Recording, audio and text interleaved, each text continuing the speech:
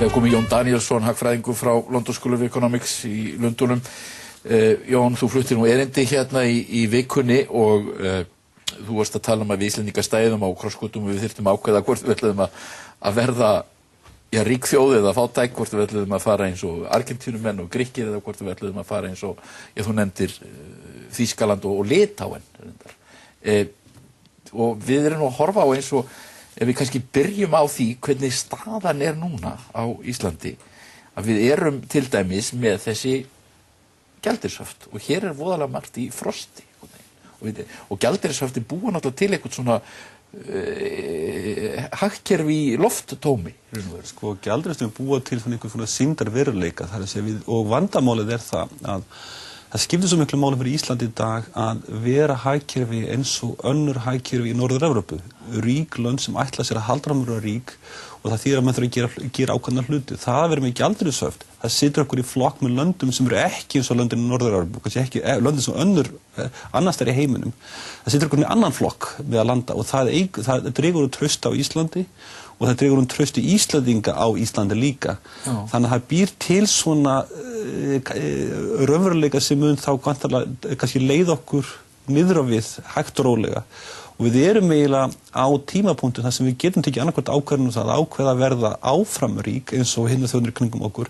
Og ef við tökum ekki réttar ákvarðanir, þá held ég að við getum alveg búist við því að hægt og rólega muni allt saman verða verra yfir tíma. Og gjaldeyrishöftin eru algjör gallagrip, þau voru sett á fyrir 2 mánuðum síðan, það var mikið vara við því á þeim tíma, þetta var röng ákvörðun, þá var okkur sagt, þau muni vera bara nokkra mánuði. Og þegar fólk hefur bent á að það erfitt að taka því af, að því var ekki trúað. Vandamál við gjaldeyrishöftinu það að aðtölning er alltaf aðalega sig að þessu. Vextir af aðalega sig að þessu, rekstur fyrirtæki aðalega sig að þessu, því lengur sem þau eru í gangi, því erfitt að vera að taka því af. Þess vegna held ég að það langbesta í stöðunni væri það að það væri hörð stefna að leggja gjaldeyrishöftina eftir jól.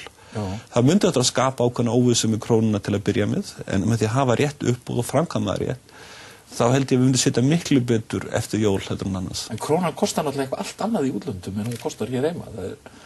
Það á aflandsmarkaði eins og það kallað, ef það þá eitthvað markaði fyrir krónuna. En náttúrulega það sem krónan kostar á svona aflandsmörkuðum, það endurspeglar líka vantraustu sem kemur af því að hafa gjaldeyrishöftin. Og það endurspeglar það líka að því við erum alltaf í gjaldeyrissjóðnum, við erum ekki land eins og hin löndin í kringum okkur.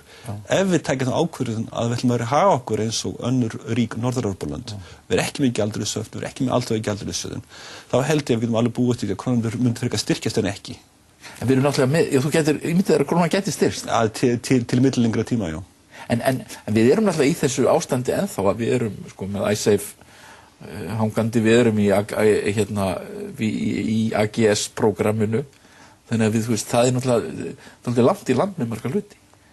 Við erum alltaf að heyra það að iSafe sé það bara að fara að leysast og maður vonast þess að það verið klárað eins og hægt alveg ljósmál að tjónið af iSafe ætlar að verða miklu minna heldur en við heldum bara fyrir kannski hálf árið síðan.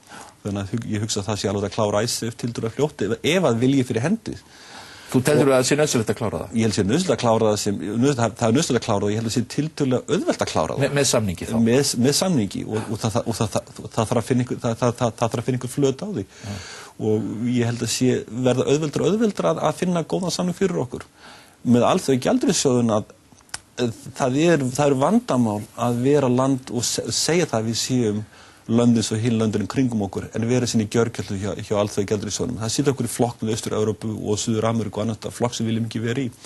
Þannig að það þarf helst ekki að loka þessu prógrammi með alþjóða gjaldeyrissjóðun eins fljótt og hægt er. Og ef við getum lagt gjaldeyrishöftin af, að þá erum við að senda þau skilaboð til umheimsins að við ætlum að vera eins og þið. Við ætlum að byggja okkar hagkerfi upp.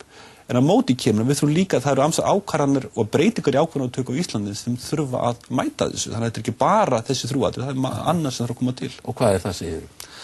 Það sem ég kannski hvað mestar áhyggjur í dag er kannski tvennt hvað ákvarðanataka hjá hinu opinbera virðist hafa breyst lítið. Þannig að fyrir hrunið það var mikið skyndi ákvarðanir og mikið pólitík í ákvarðanatöku og ég vonaði það að eftir hrunið það kannski myndu mér læra af þessu og myndu það segja núna þegar við ætlum að gera eitthvað þá er það vel ígrundað hvað ætlum að gera og tökum rétt ákvörðun og við höfum nokkuð dæmi bara í röð í gagnstæða. Kannski bara það fyrsta var að þegar dómur Hæstaréttar kom í sumar að það mátti búast við því að það dæmt gegn þessum lánum. Já. Af hverju voru ráðamenn ekki tilbúnir strax sama dag með fréttatilkynningu sem segja miðað við aðstæður þá leggjum við til að þetta verið gert með leiðbeiningar til fjármálafyrirtækjanna hvernig það reikna lán upp og svo framvegis. Og þá hefði öll þessu óvissa og alltaf vesinn sem skapaðist aldrei orðið til.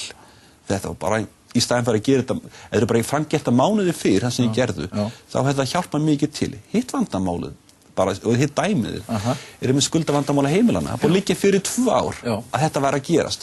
Sér springur þetta allt upp í haust og þá farið í gáfinn að finna ykkur aðgerðir. Af hverju var ekki búið að hugsa fyrir þetta þegar það lá fyrir að þetta myndi gerast, hvort þið er. Þannig að þetta er lýsandi kannski skort á réttir ákvörðunartöku hjá núbara. Þetta er náttúrulega eitt af því, þetta skuldamál, bæði heimila og líka fyrirtæki og maður finnur líka að hvart óbúslega mikið sem í þessum litlu fyrirtækjum sem að þú veist, að sligast undan skuldurum og geti kannski ekki sett þær eitthvað annað í önnur félög eða skiptum kennitölur eða hvað hægt að raunhæft að grípa til einhverja aðgerða sem leysir þennan vanda?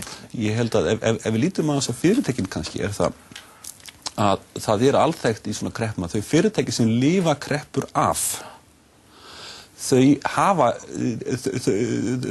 yfirleitt tiltölulega bjarta framtíð því þau lifa það versta af. Þau þurfa bara fjármagn og þau fyrirtæki sem setja stofn beint eftir hrun að þau yfirleitt gengur mjög vel. Þannig að núna ætti stefnan að vera svo að láta þetta fjármagn sem til landinu, það nótilega peningum á Íslandi. Þeir eru bara að liggja á reikningum upp í Seðlabanka og eru notað til að fjármagna ríkið. Ef þessum peningum verið hleypt inn í atvinnulífið, það þarf að auka áhættu í bankakerfinu, það þarf að auka áhættu í atvinnulífinu. Þetta gera það með því að lækka vexti og öðrum sértækum aðgerðum. Það þarf að hjálpa þessu fjármagni sem til að fara til þeirra fyrirtækja sem eiga bjarta framtíð bara ef þeir fengu fjármagnun. Og þetta hægt að gera, það þarf bara að taka ákvörðun að gera þetta. Þannig að þú segir það sé til fjármagn og það þurfi bara að fara að dæla þið út í... Það þarf í staðinn fyrir að fjármagnin liggja á reikningum í bönkunum og seðlabankanum, þá þarf að fjármagnin að fara út í fyrirtækin og það þarf að gera það til dæmis með því að lækka vexti. En við þurfum erlend fjármagn líka. Það ekki að koma. Við þurfum erlend fjármagn, skilyrði fyrir erlendu fjármagni það að það myndist traust á Ísland. Og það mjög erfitt að ætlast til að fá erlend fjármagn meðan við erum með alþjóðagjaldeyrissjóðinn, með gjaldeyrishöft og með ICE hangandi yfir okkur. Þannig að erlenda fjármagni skilyrst á það að þessi vandamál muni leysast fyrst. Stóra spurningin hjá þér var í þessum fyrirlestri hvort við getum lært af mistökum okkar og ákveðið að vera eins og rík Norðurlandaþjóð þar sem við viljum vera eða hvort við færum aðra leið. Það til dæmis eitt dæmi sem er dálítið sorglegt með það, þessi rannsóknarskýrsla Alþingis sem algjörlega frábær úttekt á því hvað gerðist.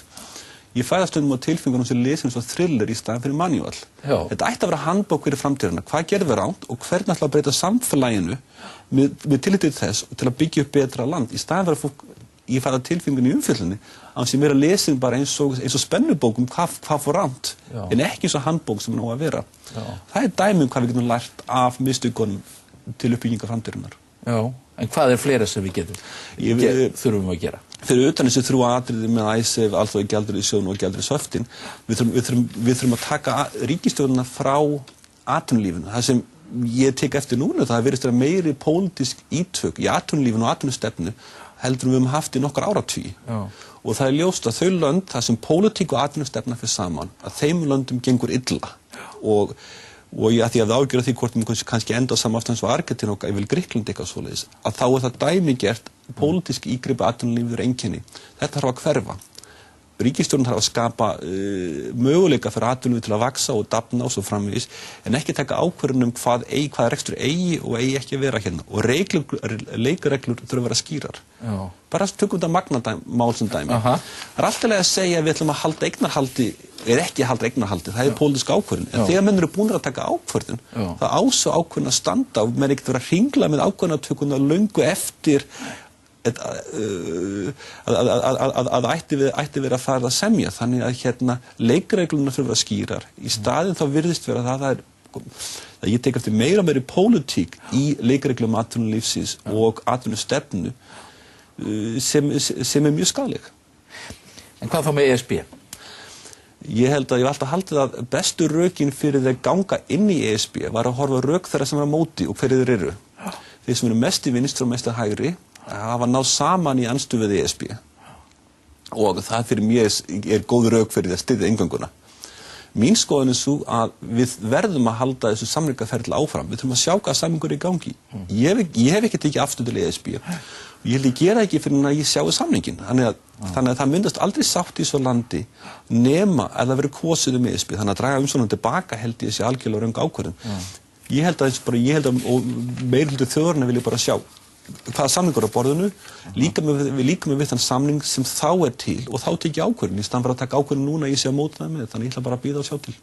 En þú nefndir rannsóknarskýrsluna og það er nú reyndar eins og þú lýstir í þessum fyrirlestri að við horfum upp á alveg rosalega mikið skólabókardæmi það hvernig ég bara eyðileggja hagkerfi. Ég held að þegar maður horfur upp á það sem gerist á Íslandi fyrir hrunið og eftir hrunið, menn munu setja það inn í kennslubækurnar sem enn eitt dæmi það hvernig mistök eru gerð. Þegar mistökin á Íslandi voru gerð fyrir hrunið og mistökin voru gerð eftir hrunið. Og það er svo margt á Íslandi sem er algjörlega klassískt. Það sem er gert hérna, þetta er ekkert sérstakt. Það er mjög margt sem er sameiginlegt með Íslandi og Írlandi til dæmis og þeir að gangi gegnum þetta aðeins tíma þeir að mörguleyti gert verri mistök en við gerðum. Já. Nú eru þeir að dæla peningum alltaf inn í bankana. Já, þeirra mistök voru þau sem Íslenskaríkið vildi gera. Árið 2008 þá vildi Íslenskaríkið fá nóg mikið peningum til að dæla peningum inn. Og það var bara sagt nei, þið fengu ekki peningana. Ef þeir hefðu fengið þessi lán sem þið sóttust eftir 2008, þá hefði þeim verið sóað í bankakerfið og þá verið miklu verr stödd. Þannig við getum bara þakka fyrir að því var hafnað. Írarnir ákváðu það í haustu 2008 ríkistryggja öll lán bankana, leggja jöfnu innlán og skuldabrif sem þýðir það að þeir geti ekki látið bankana fara á hausinn því það muni sparið fram með eigum missa allt og það gengur ekki þannig að þeir kusa að tengja Írska ríki beint við bankana. En við gerum það ekki og nú erum menn að horfa á það sem svona dæmi þetta skynsemi að Íslendingar hafa ekki gert það. Það var heppni. Var það heppni? Það var heppni, þeir reyndu það. Þeir reyndu, það var, þú kannski mannst eftir því. Vorið 2008 var mikið talað nú þurfum við að fá stórt lán erlendi til að byggja með gjaldeyrisvarasjóð. Og ef þeir hefðu fengið þetta lán, þá er ég viss að því hefði verið sóað í bankana. Og þá vorum við að borga því núna. Þannig að ég held að það var heppni að þetta gerist ekki, þetta var ekki stefna. En hvað finnst þér, hvað það sem við höfum gert svona rangt eftir hrun? Gjaldeyrishöftin eru held ég mestu mistöku sem menn gera. Þetta er mestu önnur mistök líka til við tölum skuldavandamála heimilana og fyrirtækjan. Það lá fyrir strax til hrunið. Það myndi verða mjög miklir erfiðleikar út af breytingunni gengin út af verðbólgunni. Og í staðinn fyrir að vera dragað að fást í vandamáli, þá áttir að fást í vandamáli strax, þeir áttu að hafa stefnu strax haustið 2008 hvernig þið vildu eiga við skuldavandamála heimilana og fyrirtækjana í staðinn fyrir að bíða með þetta til 2010. Þeir áttu ekki að leggja sig gjaldeyrishöft á. Ég er svona beggja blands með alþjóða gjaldeyrissjóðinn. Bestu rökin fyrir að hafa alþjóða gjaldeyrissjóðinn sú að það sé betur ákvörðun að taka tyggjan á honum heldur en af íslenskum embættismönnum. Mér finnst það var sorgleg ástæða til að hafa sjóðina, við getum ekki gert betur en þetta. Og ég kannski held að við hefðum getað staðið sjálf í þessu. Og ef okkur hefði bara borið gæfu til að vera ekki með gjaldeyrishöft, leyst Icesave strax, ekki af gjaldeyrissjóðinn, þá stæðum við held ég tölur miklu betur upp í dag. Jón, það fórum líka að pæla í þessu. Einhvern veginn lendum við á þessum punkti Íslendingar. Þakka þér fyrir að koma í þáttinn frá Bretlandi.